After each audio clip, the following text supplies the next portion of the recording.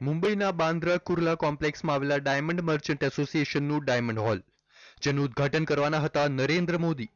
મોદીના સ્વાગતની તમામ તૈયારી પૂર્ણ થઈ ગઈ હતી અને મુંબઈ એરપોર્ટ પર હજારોની સંખ્યામાં લોકો મોદીની કાગડોળે રાહ જોઈ રહ્યા હતા.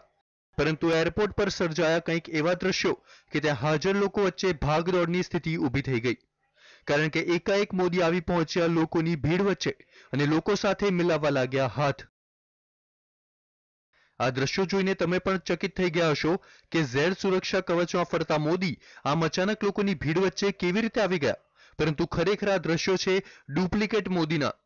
જી હા, વાસ્તવમાં નરેન્દ્ર મોદી જેવો આબેહૂબ ચહેરો ધરાવતો આ શખ્સ છે એક બહેરૂપિયો, જે નરેન્દ્ર મોદી એરપોર્ટ પર આવે તે પહેલા જ ત્યાં આવી પહોંચ્યો અને લોકોની ભીડમાં જાણે કે પોતે નરેન્દ્ર મોદી હોય તેમ લોકો સાથે હાથ મિલાવવા લાગ્યો. એટલું જ નહીં, આ ડુપ્લિકેટ મોદીને જોઈ તે હાજર સુરક્ષા ગાર્ડ પણ જાણે આ શખ્સ અસલી નરેન્દ્ર મોદી હોય તેમ તેને સુરક્ષા આપવા લાગ્યા. દ્રશ્યોમાં સ્પષ્ટ જોવા મળી રહ્યું છે કે આશરે 4 થી 5 સુરક્ષા ગાર્ડ આ ડુપ્લિકેટ મોદીને સુરક્ષા આપી રહ્યા છે. પરંતુ કોઈ અપ્રિય ઘટના ન બને તે માટે આ શખ્સને અહીંથી લઈ જવામાં આવ્યો. મોદી જેવા દેખાતા આ શખ્સને મુંબઈ એરપોર્ટ પર જોઈ ત્યાં હાજર તમામ શખ્સો તેને નરેન્દ્ર મોદી જ માની બેઠા હતા. પરંતુ આ શખ્સ કોણ છે અને કયા ઈરાદા સાથે મુંબઈ એરપોર્ટ પર આવ્યો હતો તે તપાસનો વિષય બન્યો છે. Bureau report, TV9.